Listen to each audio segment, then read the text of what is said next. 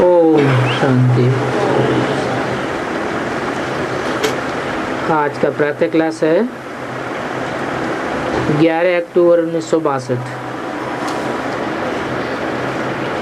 Record चला है तुम्हारे बुलाने को जी चाहता है। जिस भगवान को भक्त याद करते हैं तो वो भगवान तो जरूर एक ही होगा, नहीं तो भक्त मुझ पड़ते हैं।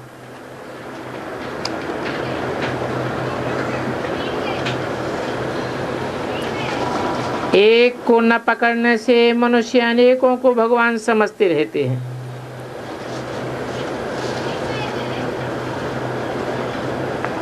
इसलिए दुनिया का सूत मुझा हुआ है।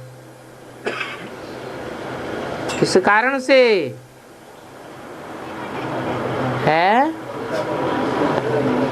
अनेक व्यापी सर्वव्यापी समझ लिया है,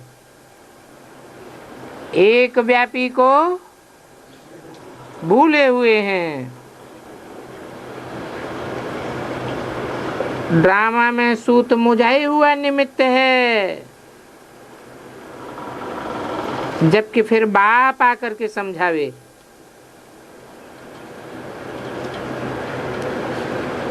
गाया भी हुआ है, कहीं गिरधर गेव कबीराय। अब गिरधर और कवि, कृष्ण को गिरधर कहते हैं, फिर उनको कवि भी कह दिया है। मुरली बजाते हैं, परंतु कृष्ण तो भगवान नहीं ठहरा। कृष्ण को कभी नहीं कह सकते।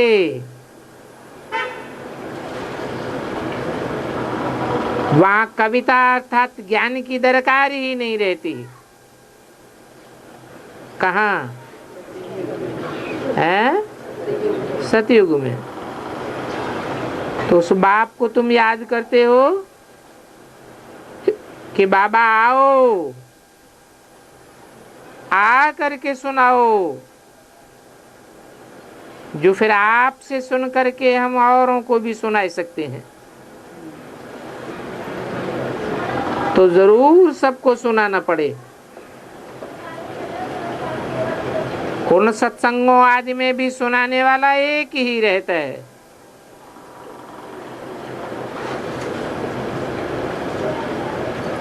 कहाँ भी जाओ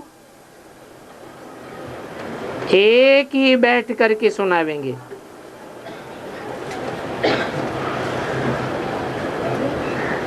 कोई न कोई वेद शास्त्र गीता आदि तो वो बैठ कर सुनावेंगे ना।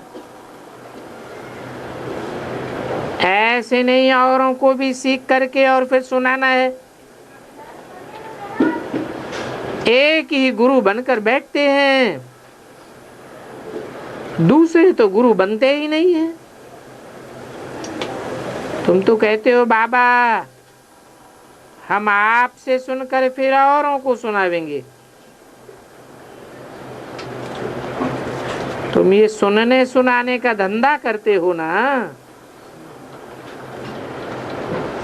ब्राह्मणों का काम ही है सुनना और सुनाना। कितने सेंटर्स खुले हैं। सभी को सेंटर खोलना पड़े, क्योंकि तुम हो सुखदेव के बच्चे।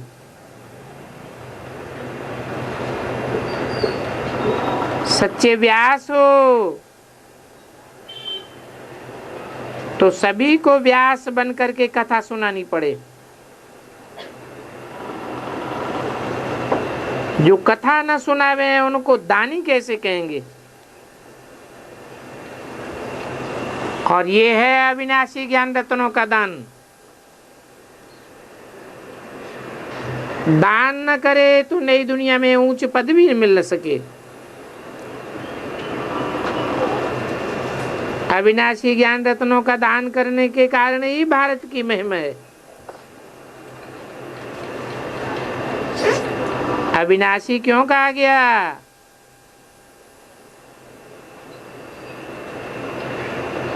क्योंकि भगवान आकर सत्य ज्ञान सुनाते हैं।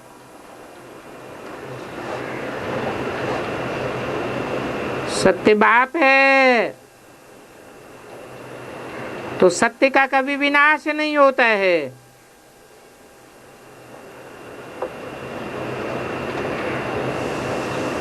बाप सदा काल है, उसको कहते ही हैं कालों का काल महाकाल। यहाँ दान पुण्य बहुत करते हैं। बच्चे जब बैठकर किसको सुनाते हैं तो कोई शास्त्र आदि नहीं पढ़ते हैं। दुनिया में तो सभी शास्त्र ही सुनावेंगे और यहाँ तो शास्त्र की बात ही नहीं है। अभी जो निराकार बाप सुनाते हैं उनके तुम पहले पहले बच्चे बने, क्योंकि पहले पहले है वो बाप। पहले बाप, फिर टीचर है, फिर गुरु। पहले तो बाप के पास जन्म होता है ना, फिर टीचर का सहारा मिलता है, फिर अंत में गुरु का सहारा लिया जाता है।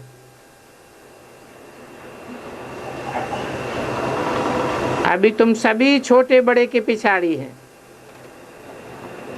तो जरूर गुरु चाहिए। कोई शुरू में ही गुरु करते हैं, कोई पिछाड़ी में करते हैं। पहले पहले तो बाप का बनना है, फिर कमाई के लिए पढ़ना है, पीछे है भगवान से मिलने के लिए गुरु की बात।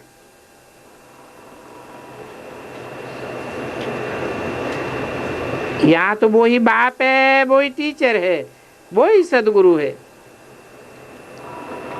परंतु ये बात कोई मनुष्यों की गुरु में बुद्धि में नहीं है। बल कहते हैं हेवनली गॉड फादर है, परंतु वो बाप ही सदगुरु है। ये बात तो कब ख्याल में नहीं आवेगी, क्योंकि फादर किसी का सदगुरु नहीं बन सकता। हाँ, किसी का फादर टीचर बन सकता है, बाकी कोई भी फादर गुरु नहीं हो सकता। तो तुम जन्म जन्मांतर गुरुओं को, शास्त्रों को याद करते आए हो। अब तुमको याद करना है निराकार आत्माओं के बाप को। तुम जब भी भाषण करते हो तो तुम्हारी बुद्धि में याद एक बाप की ही रहती है। न वो कोई शास्त्र उठाते हैं और न हमको कोई शास्त्र उठाने पड़ते हैं। पहले बच्चों को याद करना है बाप को। बाबा जब बैठते हैं तो क्या कोई गुरु को याद करते हैं? वह शास्त्र को याद करते हैं? नहीं, बच्चे तो याद करते हैं शिव बाबा को। वही ज्ञान का सागर है, चैतन्य है। शास्त्र तो भल अनेक हैं, परंतु सागर तो एक ही है। वो ब्रह्मांड, सूक्ष्म वतन, स्थूल वतन की आदि मध्य अंत का सभी राज समझाते हैं।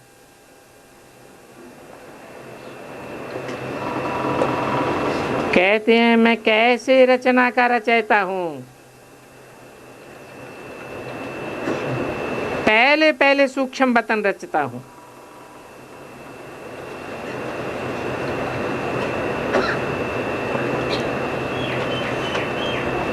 शास्त्रों में भी लिखा है, ब्रह्मा के संकल्पों से सृष्टि रची। तो संकल्प सूक्ष्म हुए ना।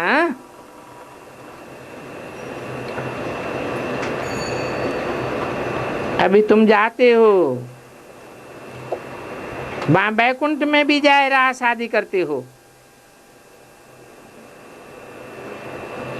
उनको रचना कहा जाता है। तो देखो, सूक्ष्म वतन प्रैक्टिकल में रचा है,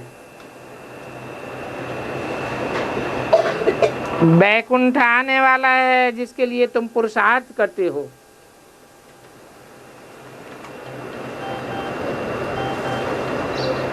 वहां नई दुनिया की रस्म रिवाज सब कुछ तुम बच्चों को मालूम है। वहां की भाषा भी उन्हों के पास लिखी हुई है, और वहां की भाषा कोई संस्कृत भाषा नहीं है, क्योंकि हर एक रजवाड़े की अपनी भाषा होती है।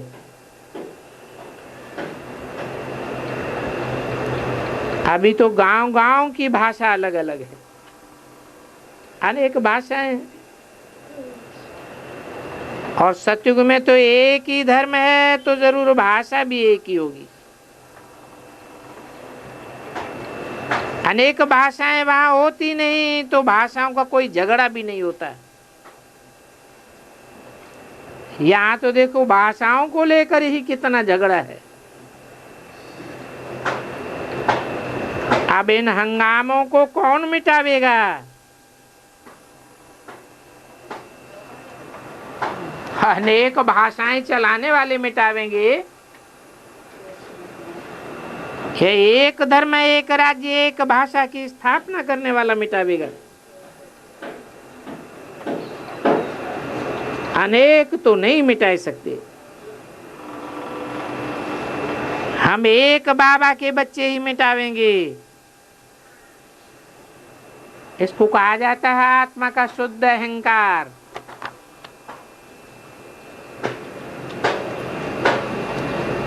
ग्यारह 10-62 की वाणी का दूसरा पेज। इन भाषाओं आदि के कारण इतना जो झगड़ा हो पड़ा है,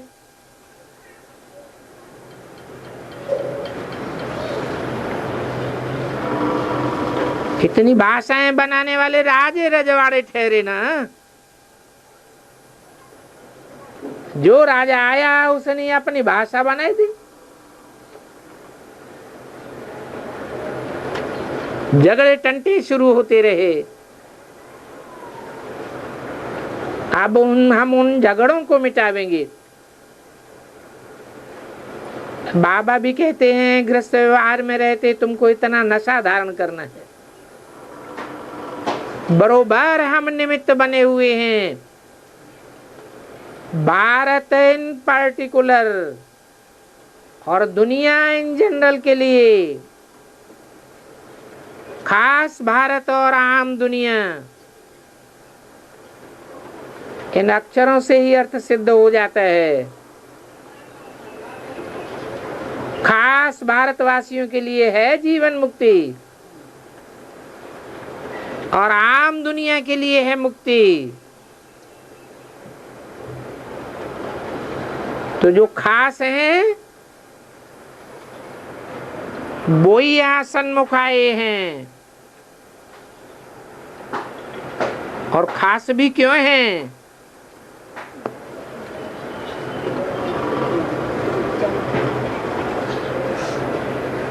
आम धर्म पिताएं तो अनेक हैं,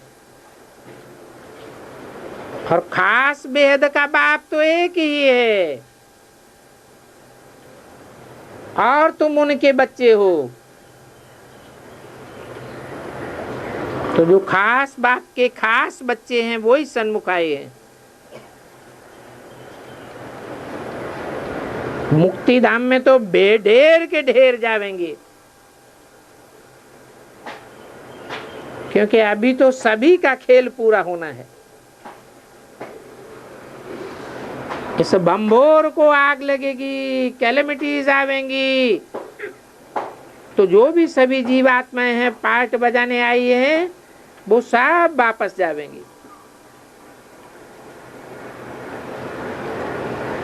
कितनी ढेर की ढेर आत्माएं आती हैं।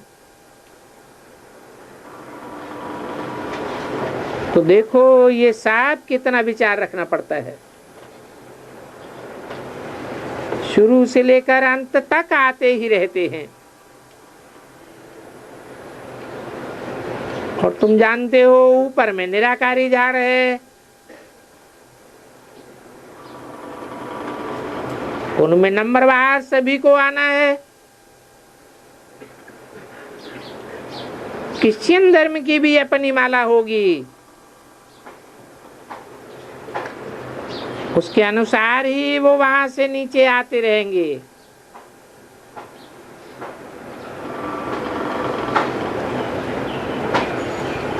बाबा यहाँ सिजरा भी बनाए कर रखेंगे। बाप के बच्चे, फिर उनके बच्चे, ऐसे सिजरा बनता जाता है। बिरादरी बनाते हैं ना, हमारी है बेहद की बिरादरी।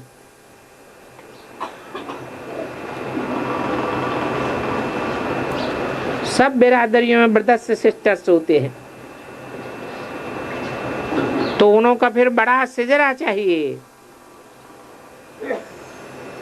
ये है अपनी विजय माला। क्रिश्चियन धर्म की भी कितनी बड़ी माला है।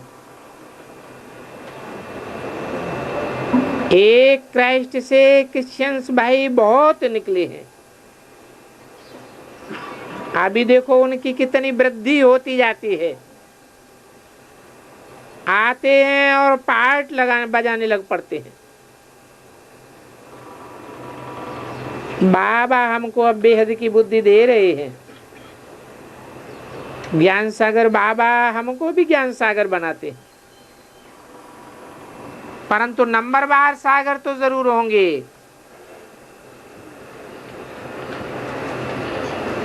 बाकी सागर सागर हैं, नदियां नदियां हैं, और नाले नाले हैं। बाबा कहते हैं इन वेद शास्त्र आदि पढ़ने से तुमको क्या मिलेगा? कुछ भी नहीं मिलेगा। तुमको ज्ञान सागर से सब कुछ मिलता है। तो ज्ञान सागर के पास ही आना चाहिए। कोई कोई अच्छा आदमी आता है तो हम उनको कहते हैं तुमको अगर शौक है नॉलेज का तो और कोई में भी तुम्हारी आंख नहीं डूबेगी, तो तुमको यहाँ ही आना पड़ेगा। अगर समझना चाहते हो कि गॉड कैसे पढ़ाते हैं तो ये बातें दुनिया में कोई और समझ नहीं सकता। गॉड तो कहा ही जाता है निराकार बाप को।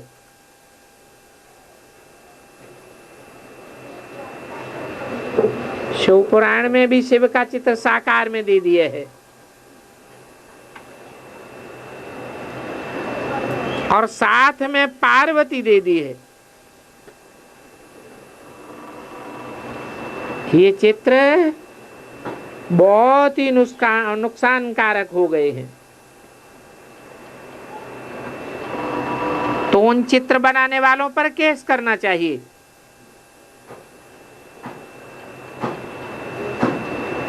जिस परमपिता परमात्मा को कहते हैं अजन्मा, पुनर्जन्म रहित, वो फिर जन्म कैसे लेंगे? और ब्रह्मा विष्णु शंकर तो है सूक्ष्म वतन में। ब्रह्मा की रात और ब्रह्मा का दिन कहा जाता है, तो जरूर वो भी पुनर्जन्म लेते होंगे। ब्रह्मा प्रजापिता कहते हैं तो जरूर ब्राह्मण पैदा करते हैं।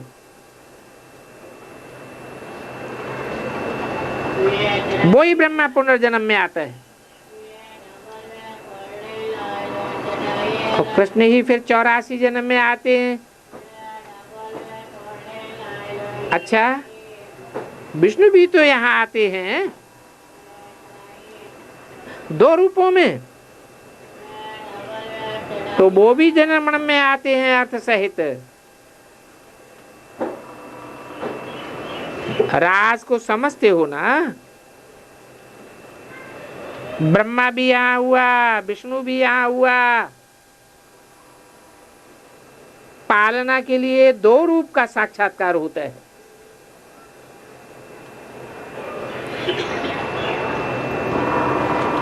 ब्रह्मा को और शंकर को भी बूढ़ा दिखाते हैं।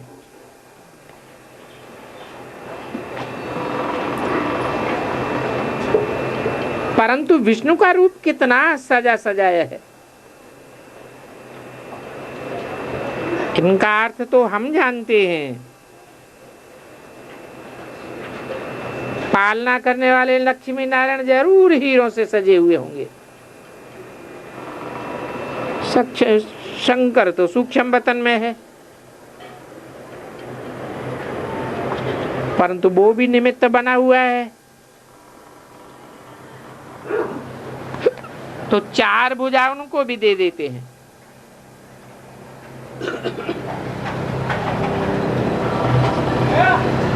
तो वो सिद्ध करता है प्रवृत्ति मार्ग, बाकी तो कुछ नहीं है। वहां बैठ करके क्या करेंगे, क्योंकि सूक्ष्म वतन में तो ज्ञान सुनाने की दरकार ही नहीं। ज्ञान तो यहाँ मिलता है, क्योंकि यहाँ का ही बेड़ा डूबा हुआ है। सत्यनारायण की कथा यहाँ सुनानी होती है। बाबा जो सत्य है वो सत्यनारायण की कथा सुनाए, नर से नारायण बनाते हैं। अब वो झूठे ब्राह्मण कैसी कथाएं सुनाते हैं, वो तो तुम देखो कैसी सुनाते हैं। मनुष्य मनुष्य को गीता कैसे बैठ सुनाते हैं और भगवान खुद गीता कैसे सुनाते हैं, रात दिन का फर्क हो जाता है। तो बच्चे याद करते हैं कि बाबा आओ, ताकि हम आपकी ज्ञान मुरली सुनकर सदैव हर्षित रहें। सारी दुनिया आपको याद करती है, क्योंकि अभी तो सारी तरफ चारों ओर आपदाएं आपदाएं हैं।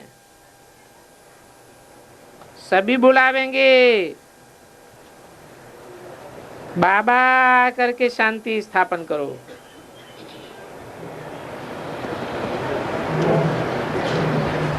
जैन शास्त्रों में भी तो दिखाया है, भगवान ऋषभदेव जहां जहां जाते थे वहां अकाल महामारी आदि सब खत्म हो जाता था। जाते ही शांति स्थापन हो जाती थी।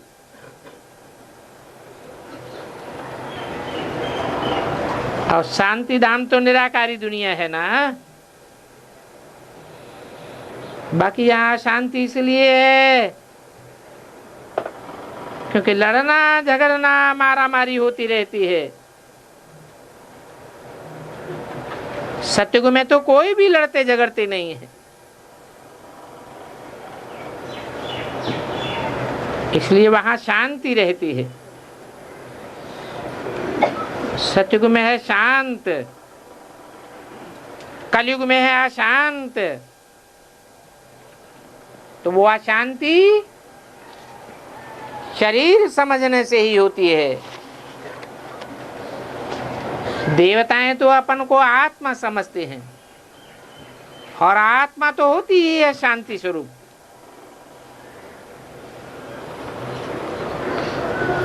11, 10, 62 की वाणी का 3रा पेज। कई लोग चाहते हैं कि मोक्ष हो जाए, फिर तो हम आवे ही नहीं इस दुनिया में। परंतु वो जानते ही नहीं है कि ये ड्रामा क्या है। इस ड्रामा में तो सभी बंधायमान हैं।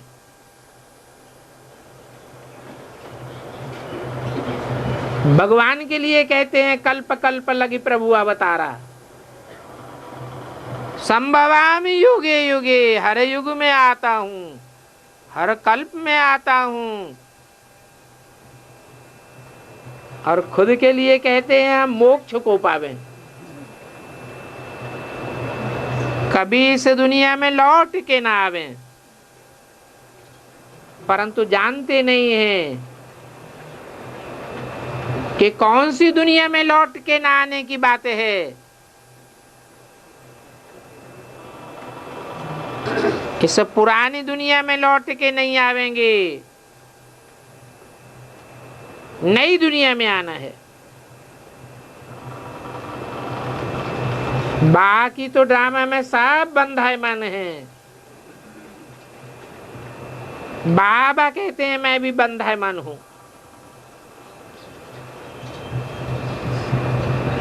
तुम बच्चों को आकर के राज भाग देता हूं। फिर भक्ति मार्ग में भी जो जिस भावना से जिस देवता की पूजा करते हैं उनकी मनोकामनाएं पूरी करता हूं। समझो, कोई लक्ष्मी नारायण की व कृष्ण की पूजा करते हैं तो वो जन्म मरण में आ गए। कृष्ण तो सतयुग में था,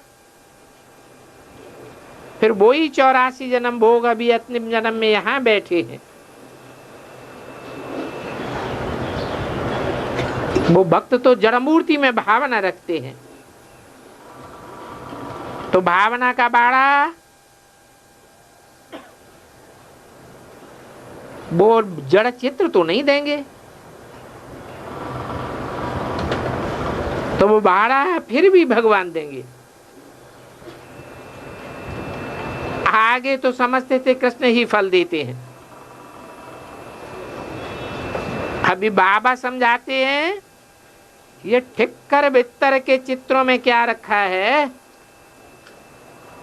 वो भावना का भाड़ा कैसे देंगे। भावना का भाड़ा तो मैं ही देता हूं। संदेशियों को दिखलाते हैं, भक्तों को मैं कैसे साक्षात्कार कराता हूं। वो भक्त है, फिर गदगद हो जाते हैं। परंतु उस अल्पकाल की खुशी से ज्ञान तो मिलता नहीं है। तो बाबा कहते हैं मैं भक्तों को राजी कर देता हूं।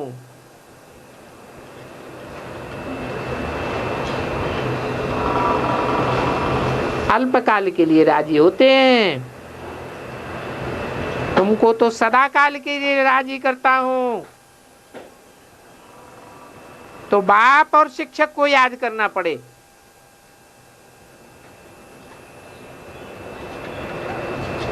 एक को याद करने से तुमको बाप, टीचर और सदगुरु तीनों का वर्षा मिल जाता है। तो जो इतना भारी वर्षा देते हैं उनको याद करना पड़े ना।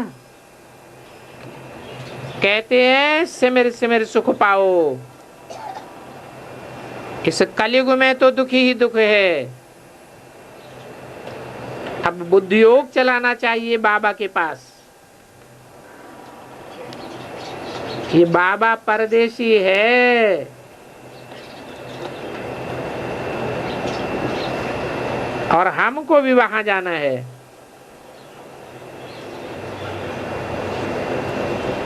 और वो बाबा सभी आत्माओं को कहते हैं मेरे लाडले बच्चे, अभी सिमर सिमर सुख पाओ। बच्चे कहते हैं बाबा हम कितना जन्म सुख पावेंगे? बाबा कहते हैं 21 जन्म। मुझे याद करने से जरूर तुमको सुखधाम याद आवेगा।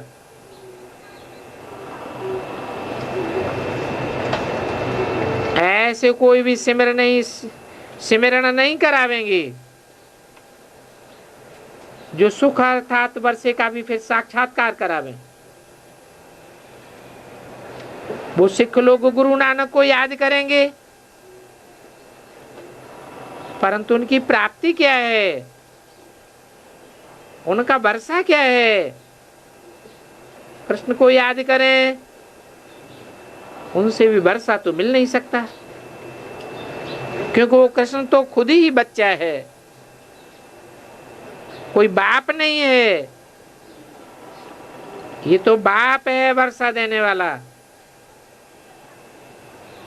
बच्चे तो अनेक होते हैं और बाप तो एक ही होता है, बीज डालने वाला। तो सिमर सिमर सुख पाओ, वर्षे का सुख पाना है ना, तो अभी तुम अर्थ सहित समझते हो। बाबा कहते हैं मन मना भव मध्याजी भव,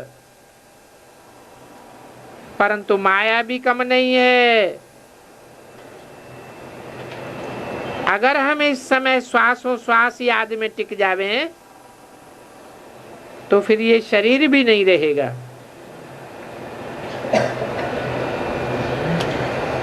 फिर तो हमारे लिए स्वर्ग चाहिए।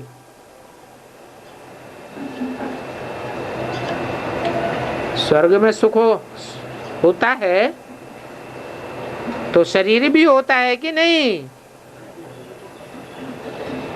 तो यहाँ ऐसे क्यों कहा कि श्वासों श्वास याद में टिक जाएं तो ये शरीर भी न रहे? फिर तो स्वर्ग चाहिए। बल वहां शरीर रहता है, परंतु देह भान देह की याद नहीं रहती, आत्म की स्थिति रहती है।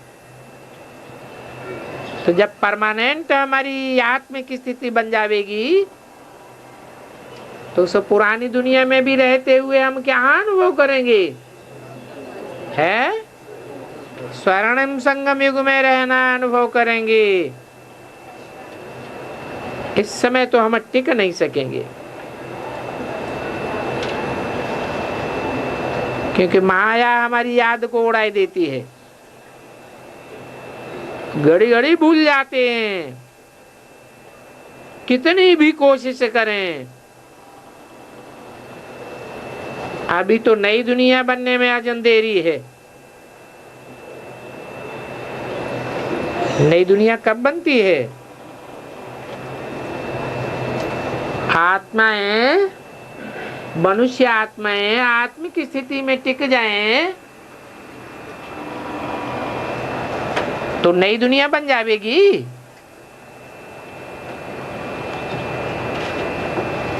है? सिर्फ आत्माओं की बात नहीं है, आत्माओं के साथ साथ जड़ प्रकृति की वही सतो प्रधान बनाना पड़े। ये तामसी प्रकृति खत्म हो जाएगी, सभी खत्म हो जाएंगे, फिर तुम नई दुनिया में आवेंगे।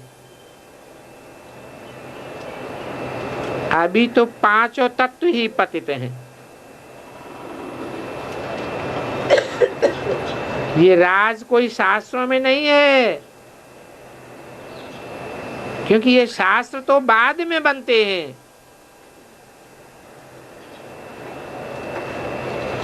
बरोबर गीता भगवान ने प्रैक्टिकल में सुनाई थी। प्रैक्टिकल में सुनाई थी मना है। प्रैक्टिकल माना क्या? भगवान तो निराकार है, लेकिन निराकार साकार में आकर के गीता ज्ञान सुनाते हैं। ये शास्त्र तो पीछे बने हैं। जैसे क्राइस्ट ने आकर के अपना धर्म स्थापन किया, तो उसी समय उनका शास्त्र कहां से आवेगा?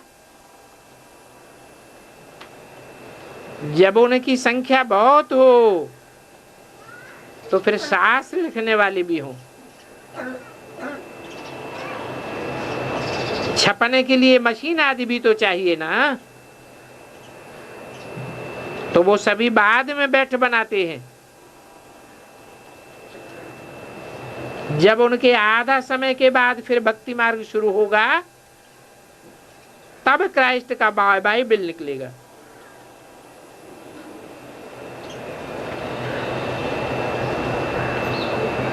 तो शास्त्र कोई फट से नहीं निकलते हैं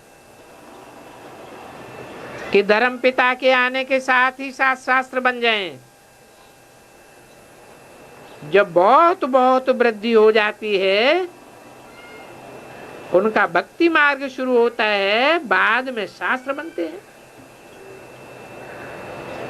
तो फिर हमारे भी आधा कल्प के बाद शास्त्र निकलते हैं, जो फिर हम पढ़ते हैं। सतयुग में तो शास्त्रों की दरकार ही नहीं है, न कोई मंदिर मस्जिद आदि होती है। भक्ति माना ही वेद शास्त्र पढ़ना, मंदिर मस्जिदों टिकानों आदि में भटकना, धक्का खाना।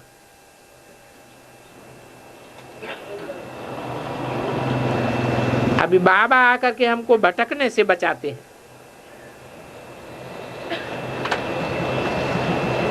बाबा कहते हैं तुम आधा कल्प भटके हो, बहुत भटके हो। तो जो बहुत भटके हैं भगवान के लिए, उनको ही भगवान मिलना चाहिए।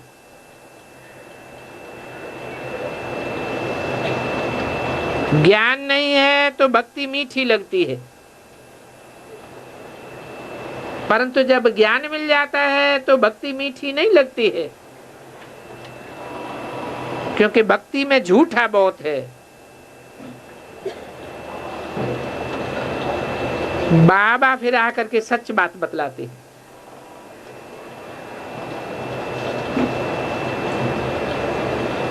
कि वहां सूंड वाला गणेश आदि कोई होता नहीं है।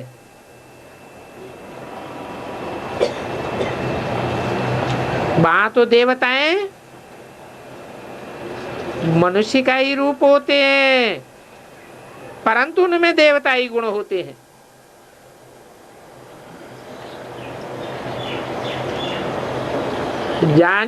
जानवरियत वाले स्वभाव संस्कार वहां कहां से आए? देवताएं तो देवताएं होते हैं। बाबा आकर के सब सच बतलाते हैं। तो सदैव याद करना चाहिए शिव बाबा को।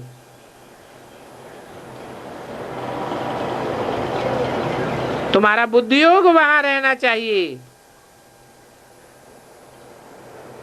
जिसका ज्ञान सुन करके तुम बहुत खुश होते हो।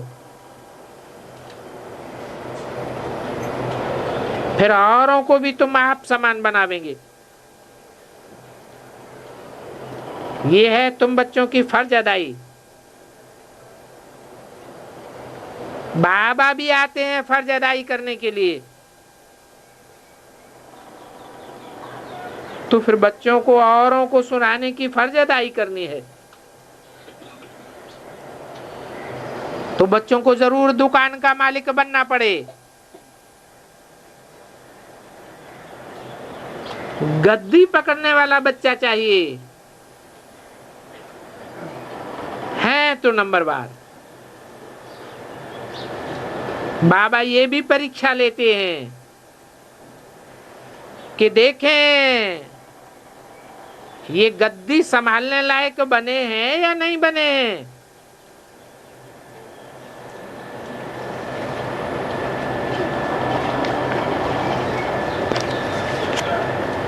ताकि सारा ज्ञान सुनाई सकें।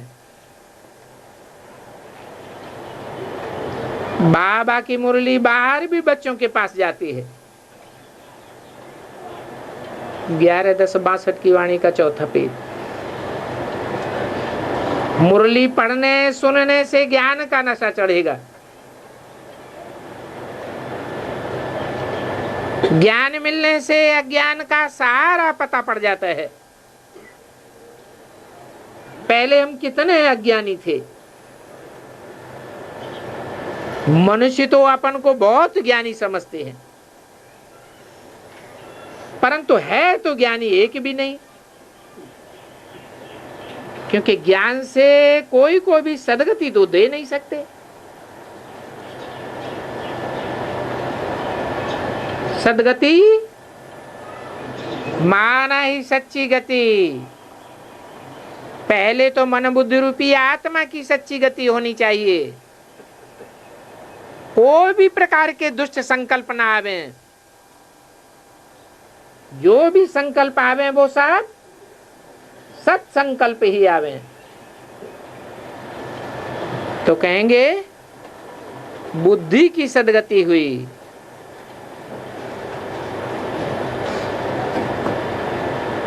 फिर 5 तत्वों की भी सदगति चाहिए।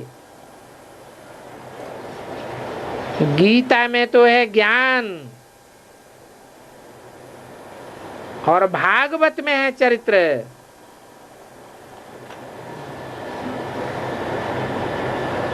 परंतु चरित्र से कोई पद नहीं मिलेगा, पद तो ज्ञान से मिलेगा।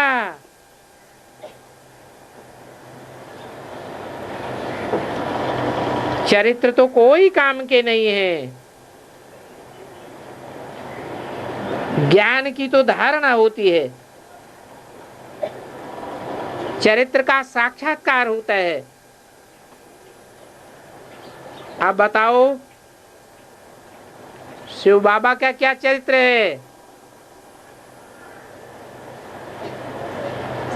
शिव बाबा का चरित्र है गुप्त साक्षात्कार कराना, दिखलाना। बाकी ऐसे थोड़े ही है। भगवान ने गोपियों के चीर हरण किए।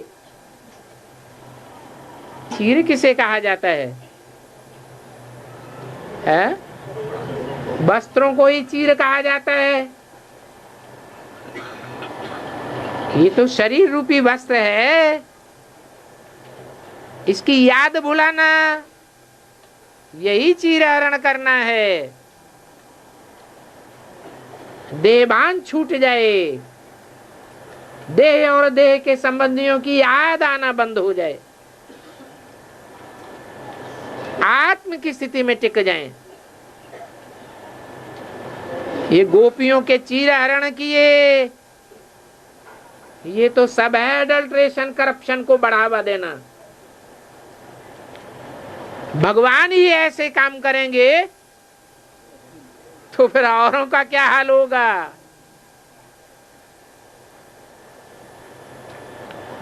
तो ऐसे शास्त्र लिखने वालों और शास्त्रों का ऐसा अर्थ समझाने वालों पर केस करना चाहिए कि इन्होंने दुनिया को अडल्ट्रेशन और करप्शन फैलाया है। उनको फिर बाबा की बहुत कड़ी सजा खानी पड़ेगी।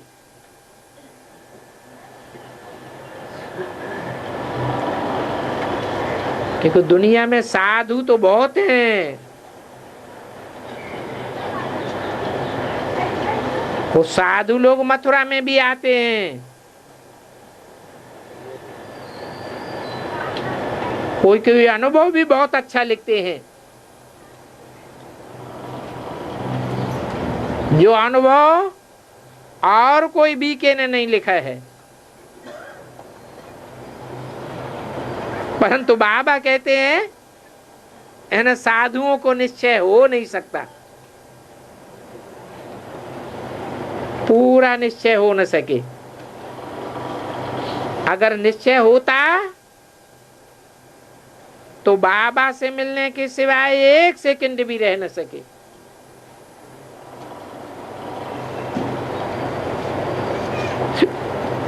इसलिए बाबा उनको भी नापास कर देते हैं।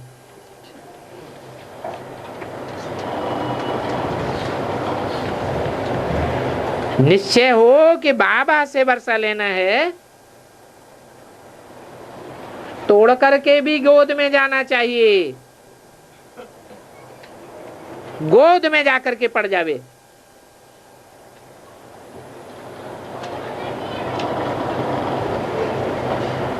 बाबा को निश्चय हो गया,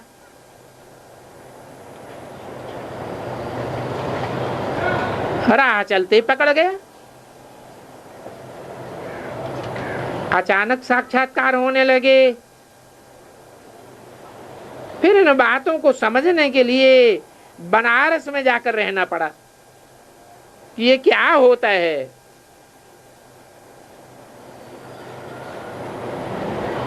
परंतु उस समय तो इतनी समझ नहीं थी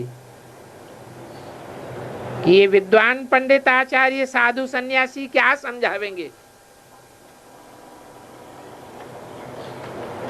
अभी तो तुम बच्चे बहुत भाग्यशाली हो,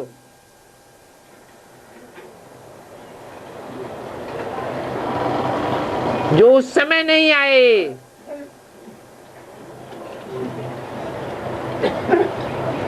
पीछे आए हो। तुमको तो बना बनाया माल, बना बनाया तंत्र मिलता है। जैसे पहले पहले जब मोटर बनाना शुरू करते थे तो कितना टाइम लगता है, फिर तो मुंटो मोटर। तुम्हारी भी बहुत प्रजा बननी है, अभी तो कोई सुनने के लिए भी तैयार नहीं होते हैं।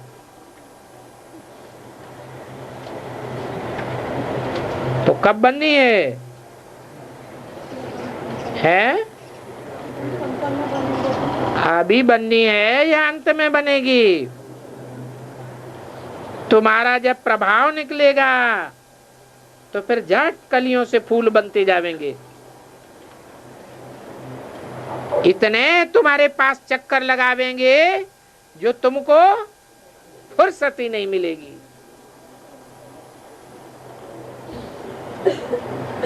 फिर समझाने वाले भी बहुत निकल पड़ेंगे। विलायत में भी ये नॉलेज जानी है। कौन सी नॉलेज है? कौन से सन की मुरली है? 62 की वाणी है। उस समय विलायत में नॉलेज नहीं पहुंची थी, तो कौन सी नॉलेज जानी है विलायत में? बेसिक ज्ञान की। बाबा के शरीर छोड़ने के बाद विलायत में भी वो नॉलेज पहुंच गई। अभी तो कौन सी बात है? अभी तो और ही गुह्यात गुह्यतरम ज्ञानम, बेसिक नॉलेज से भी अधिक गुह्य नॉलेज निकली है।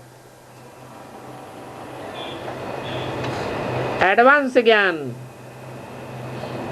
ये भी विलायत में जोर शोर से पहुंचेगी। हेवनली गॉड फादर कहते हैं तो उनको भी मालूम पड़े ना कि हेवनली गॉड फादर नाम क्यों कहा जाता है। क्यों कहा जाता है?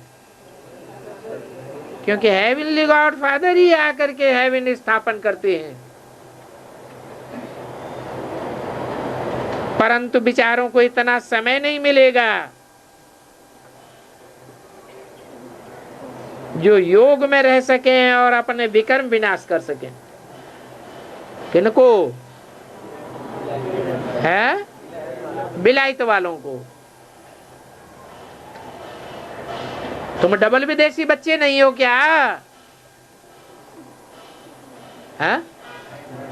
फिर तुमको टाइम मिला या नहीं मिला? है? तुम भी तो अंत में आए या पहले आए होते? हैं? अंत में आए तो तुमको तो फायदा हो गया कि तुम हो भारत के विदेशी और वो हैं ठेठ विदेशी। तो उनको योग लगाने की इतनी फुर्सत नहीं मिलेगी।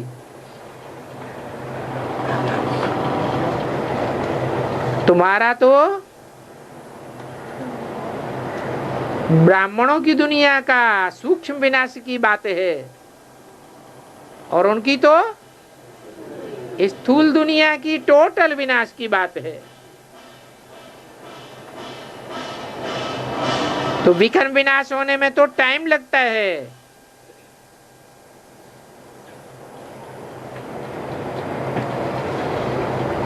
सभी तो जल्दी नहीं आवेंगे। हम भोग लगाते हैं तो भी याद शिव को करेंगे।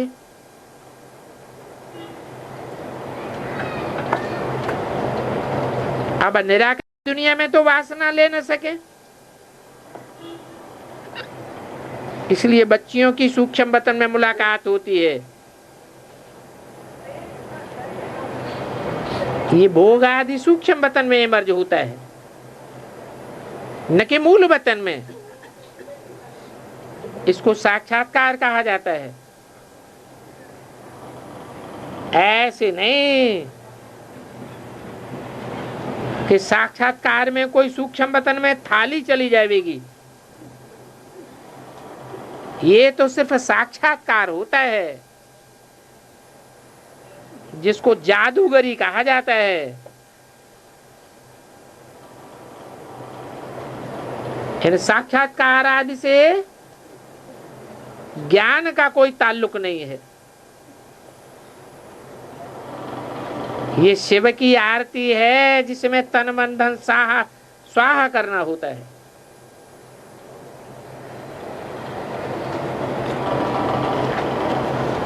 वारी जाते हैं।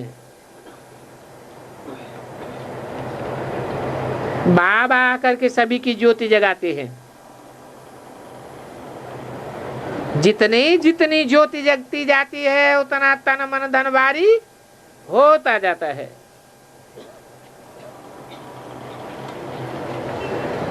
वो लोग फिर स्थूल रूप में ले गए हैं। जड़ ज्योति जगाते हैं और स्थूल में आरती उतारते हैं।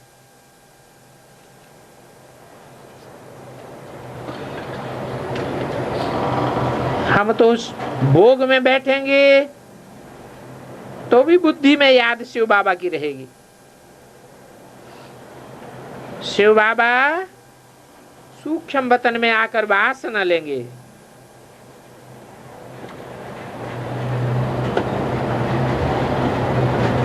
सूक्ष्म वतन है जंक्शन ब्राह्मणों का और देवताओं का।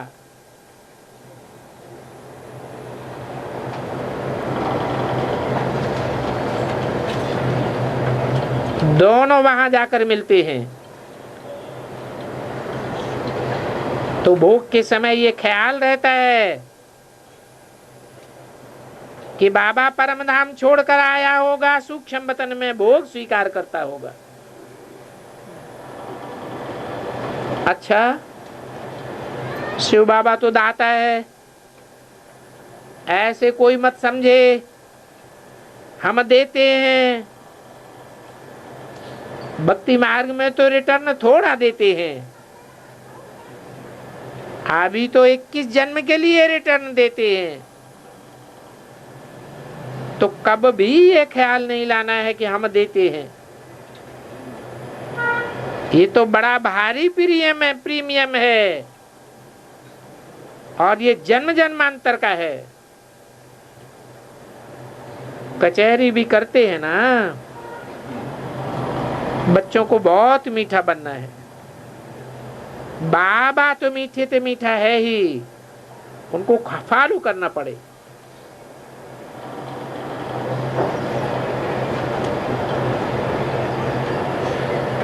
प्यार से जितना काम कर सकते हैं उतना मार से नहीं हो सकता। मीठे के सामने कड़ुआ नहीं ठहर सकता। कोई कड़ा बोले तो बाबा की याद में हम मुस्कुरावेंगे, तो बाबा उनकी बुद्धि को भी नरम कर देंगे।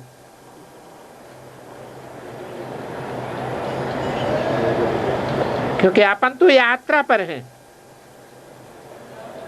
तो जहां जाते हैं वहां की याद रहेगी। सिर्फ याद करना है कि हम शांति धाम जा रहे हैं, फिर हम सुखधाम में आवेंगे।